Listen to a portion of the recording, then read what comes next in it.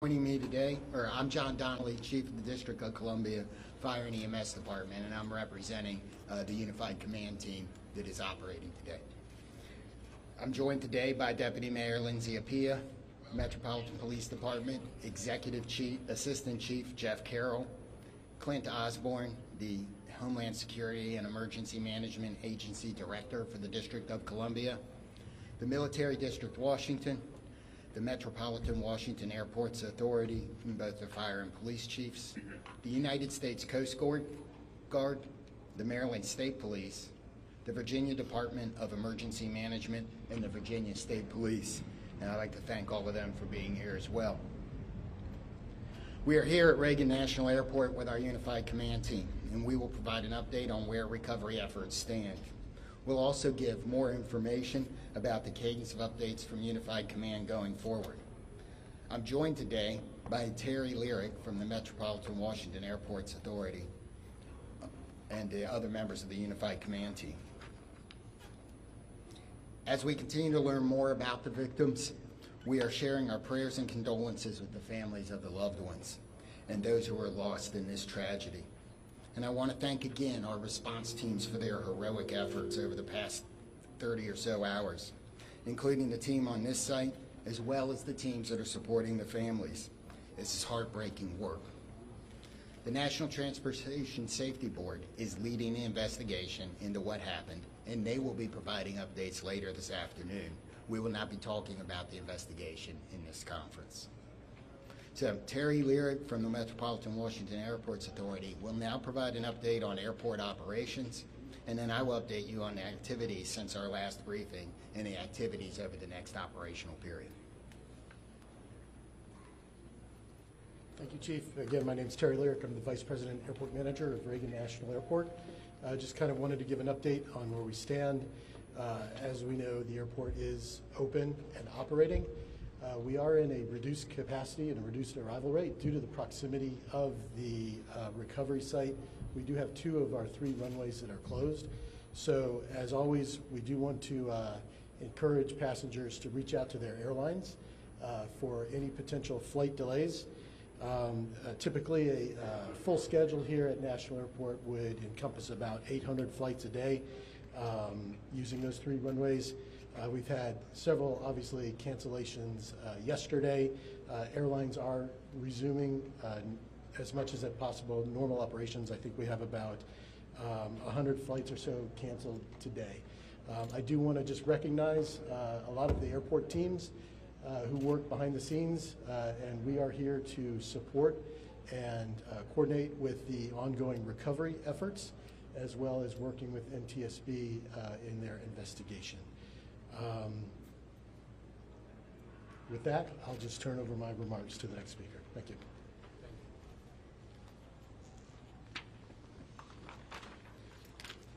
So, overnight, our teams continued search operations and surface work, including side sonar scanning, shoreline searches, and aerial searches.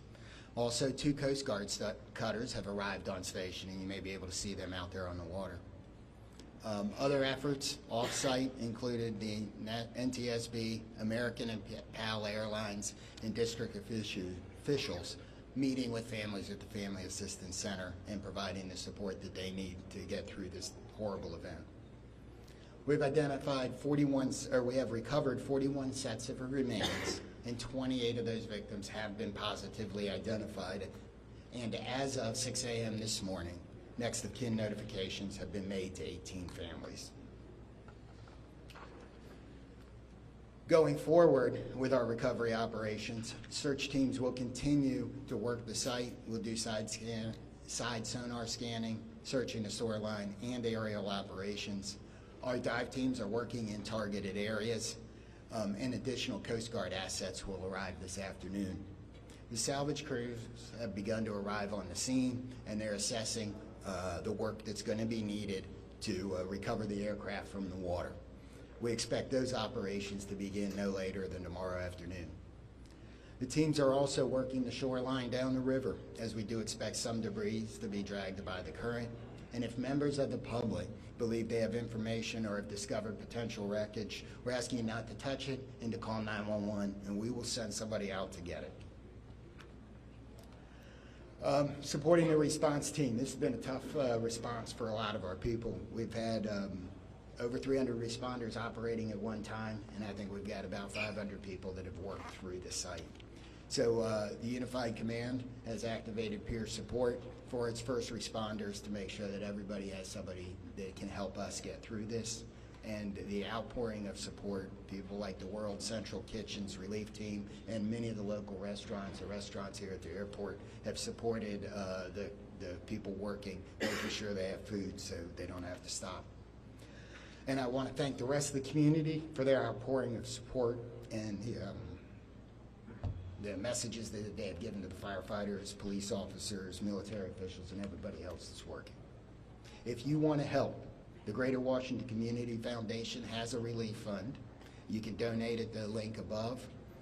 We also, be careful, avoid your fundraising scams, only trust verified sources, and ways you can help is to amplify that message using trusted sources on social media. Exercise patience through the transition as this impacts the region. Things like the delays at the airport, people are going to need your grace. Yeah, I know we've got a lot of vehicles around. We've got some areas closed that are normally open to the public around the river, and we need your patience in that. Check in on your friends and neighbors, and if you're feeling anything about this event, please call the crisis hotline, talk to a medical professional, and you can use 988 on your phone. What do we got here? Is that the last one? So with that, we're going to be able to take a few questions. I'm going to start over here, and we'll work our way across. 1, 2, 3. Yes, sir. Hi, it's Campbell Roberts from the New York Times. Can you talk about the FAA's decision to restrict helicopter flights in and around National Airport? So the question is, can anybody talk about the FAA's decision to restrict flights in and around National Airport? I don't believe we have any. So that's probably beyond the scope of this interview. You'll have the NTSB later, and that's something I might ask them. Yes, sir. Chief Skylar Heather with CBS News. Given the time that has passed, can you describe the conditions right now as it relates to the recovery process and whether you all think that y'all will be able to recover more bodies? Okay, the question was, given the time that has passed and the conditions outside, do we believe we're going to be able to recover more bodies? And there's a lot of challenges with that. So I'm going to answer that one. I'm going to say that, yes, we expect to recover all of the bodies. We have that's why our teams are still working. We're going to have to work with the salvage company to do some of that work. Yes, sir. If I may ask a question on behalf of the Reagan National Airport. This is Alex Capriello with News Nation. A lot of questions now circulating about the crowded airspace surrounding this airport. Also reports about other close calls, including 24 hours before the fatal accident. We've seen the FAA take the position of restricting the airspace, specifically Route 1 and 4 for choppers in this area. What is the airport's position about potentially toning down some of the air traffic around this airport, and should this have been done sooner, specifically the restrictions on the airspace for choppers on Route 1 and 4? Yeah, sure. The question was regarding air traffic, helicopter routes up and down the Potomac, right? That is an FAA responsibility. The airspace is controlled by the FAA. The airport does not have any responsibility outside of the surfaces, the airport itself. But most certainly, this has been conversations that you've had, and when it comes to safety for the airport, for the passengers that come in and out of D.C. Absolutely. The FAA does regulate the airport, and we follow all FAA safety regulations. Again, all I can say is the FAA is responsible for the airspace. And very briefly, a question for the chief. Sir, how long do you expect it to take for the salvage to be removed from the river to recover the bodies and do everything that's necessary to bring closure for these families? So we're working as fast as we can. I'm not going to be able to give a timeline on that as there's a lot of unknowns. But we hope that we have we have more salvage equipment here tomorrow, and that operation can begin then. So next three questions. 1, 2, 3. Chief Perry Russell, ABC News. How is weather affecting recovery efforts? Rain today, rain forecast later. What are the elements inside the river? How has all of this affected recovery? So the question is, how does the weather affect the recovery operation? In my view, it may slow it down slightly, but all of the units out here, all of the people work year-round in all conditions. We're going to be careful. We're going to make sure we don't hurt anybody else, but the weather we've seen so far is weather we can work in. If that were to change, that would affect it, but we haven't seen that. I would get one question at a time. Chief, you talked earlier about access to the site and to gain access to that area. We don't think that ice was a real problem that day, but the John Glenn has been out of service for some time. Do you have an update on when that vessel can be put back in service? The question is access to the site, and the John Glenn is the fireboat for the District of Columbia. So what I referred to on access to the site is things like Gravelly Point being closed and that being lost as a local recreation area while we're working. There was some ice on the river. We made good access to the site with everybody else. The John Glenn, as has been reported, is one of the district's fireboats. It is not the primary asset for this type of operation, and while it's in the shop, it didn't affect anything, and we hope to have it back by this summer. Yes, sir. Mr. Lyric, I have a follow-up question about the runway closures. Grady Trimble with Fox. So you said 2 of 3 are closed because of their proximity to the crash site. Yeah. Can you explain why they remain closed? Sure, absolutely. So the question is, why are 2 of the 3 runways here at National Airport closed? So if you're familiar with the runway configurations here, we have a main north-south runway, and we have 2 what we call crosswind runways. The 2 crosswind runways, if aircraft were to take off or land over the aircraft recovery sites that is out there right now, those would be impactful to the operation. So we've elected to keep those runways closed. And to follow up, how long do you expect that to remain the case? And are you saying that if there are still recovery teams in the Potomac, then there's no chance that these 2 runways are going to open? And how does that impact? Yep, sure. So the question is asking how long we anticipate those runways to be closed. That's a dynamic situation. We've worked with the FAA. I think what we've communicated is we anticipate, our expectation is a week. However, we'll reassess on Monday, and as the recovery efforts go, it's a fluid situation, obviously. Yep. Okay, Paul, here and there. Chief, by talking salvage, can you confirm that you're not going to be able to recover the remaining bodies until you're able to get the fuselage off the floor of the river and onto a barge? And then my follow-up to that is, are you making an effort today to get into the helicopter to recover those 2 bodies? So the question is, do we believe we have to lift the aircraft out of the water in order to finish and find the rest of the remains? And the second part of the question was, are we focused on the helicopter today? And the answer to the first question is yes. I believe for us to recover the rest of the remains that we are going to need to get the fuselage out of the water. The second part of the question is yes, a lot of our operations, not all of them, but a lot of our operations today are focused on the helicopter. Yes, ma'am. Yeah, this question's for Mr. Lyric. I'm about Fox 5 BC. Can you confirm sufficient staffing moving forward in the tower? I don't know if that's in your scope or if that's... It's not. So the question was regarding staffing in the air traffic control tower. That's outside my scope of responsibility. Chief Donnelly, can you talk a little bit about the toll that was taken on your teams, and specifically how many people still remain? I know on day 1 there were upwards of 300 mutual aid. Who's still out there? So, this is an incident where even if it doesn't affect you right now, it's probably going to affect you later. It'll be something that you think about. So, in emergency services across the board, we have support teams. The National Capital Region, all of the departments do. So they've been activated. The International Association of Firefighters regional peer support team has been activated to help support.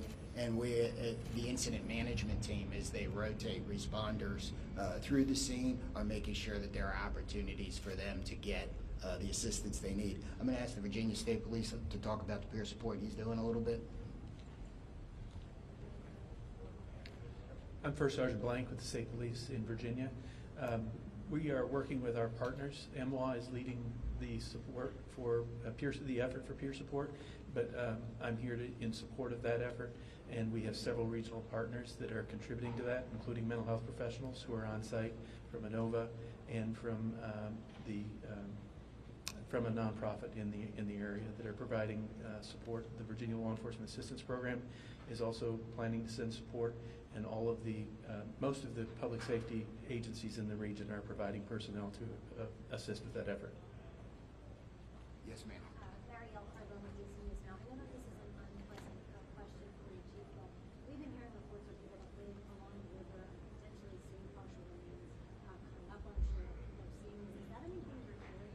Or is that why you're keeping people away from some of these shore communities? So we're not keeping anybody away from the shoreline for any of those reasons. If we've closed off an area like Gravelly Point here, it's because we have emergency access vehicles coming in and out, and we need the access to the river. We have received some 911 calls about either debris or remains. I don't know that we've actually found any remains. We've certainly picked up debris from those 911 calls. So we're going to do 3 more and go 1, 2, and 3 in the back. Yes, sir. Thanks, Chief. Jonathan Kersley from Channel 9 Australia. This is a question for Terry. Terry, as Vice President and Manager of this airport, what concerns have you had specifically about the congested airspace, and have you ever raised those directly with the FAA? So again, the United States airspace is the safest in the world. Safety is one of our top priorities, and we continue to ensure that the airport is safe for operations. To follow up on that, it wasn't safe in this instance. There have been near misses here before. You would have been made aware of those as manager of this airport. Have you raised concerns with the FAA about the congested airspace around Washington's airport? Yeah, I can say again, we work with the FAA, we're regulated by the FAA, we comply with all FAA safety regulations. But that doesn't answer the question. Yes, sir. Can you talk about how much debris has been removed to Hangar 7? And at some point, will that operation be transitioned to a private company, the NTSB? Will hire, or will you guys actually put all the debris in the hangar? So that's an investigation question appropriate for NTSB this afternoon. We'll take 2 more. Yes, sir. Tom Resnick, Channel 7. I had a question for Terry as well. As far as the airport took a position against adding extra long-distance flights out of here, and one of the concerns was there's just too much already going on. Do you maintain those concerns because they're supposed to start in the next few months? Are you concerned about safety as those extra flights start? Yep, thanks, Tom. So the question was regarding the additional slots to DCA. As you know, the slots are federally controlled, federally mandated, and we have to follow federal regulations. Are you still concerned about them? I mean, the airport authority was concerned at the time. Yes. Again, we have to follow the federal regulations on the slot controls. Yep. Hi, Jim Spellman, CGTN. Here, one more question for you. You're talking about the FAA, Congress, federally mandated, et cetera. Where does the buck stop with this accident and ensuring that the next flight to take off from this runway is safe? So again, the question is really directed to the FAA and Congress, I believe. Yeah. One last question is right here. You have 41 victims recovered. Are you confident in the location of the others? Where are they? Are you confident that you know where they are? So I think we know where they are. We won't know until we're done. I mean, we're going to continue the search operation, but we've searched a large portion of this river, and we are right there. So, I didn't read. So the question. Let me answer the question again, or let me restate the question. Sorry. The question was, are we confident we know where the other remains are, and that it couples with the question about removing the aircraft. I believe that when we remove the aircraft, that will help us resolve this number. If it doesn't, we will continue the search. Okay. That's the process. You take the salvage, the fuselage out. You're going to put it on just reiterate that process, what that looks like. Removing it, putting it on a barge, is that right? So some of that isn't decided yet. We'll have to see what the salvage team is doing once they get all of their equipment here. So we may have more on that tomorrow, but so I don't know the exact process today. So thank you all for coming today. We hopefully we answered your questions. We are going to do this again tomorrow. I don't have the time yet, but we will push that out so we can provide the same type of update. Thank you.